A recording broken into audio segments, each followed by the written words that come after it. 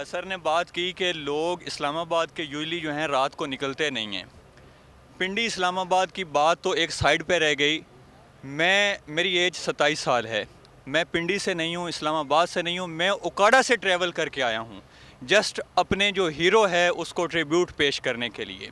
अरशद शरीफ इस पूरी कौम का हीरो है, हीरो था, हीरो है और हीरो रहेगा। अरशद शरीफ साहब शहीद नहीं हुए, वो हमेशा के लिए अमर हो गए हैं और इंशाअल्लाह ताला उनकी जो कुर्बानी है वो हम रायगा नहीं जाएगी। देखिए ये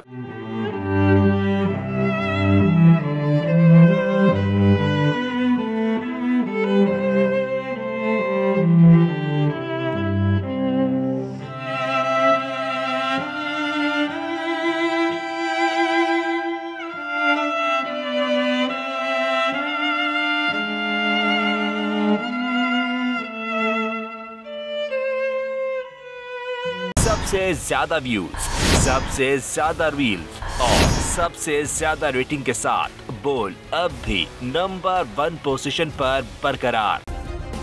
सब्सक्राइब करें और बेल दबाएं ताकि कोई खबर रह न जाए।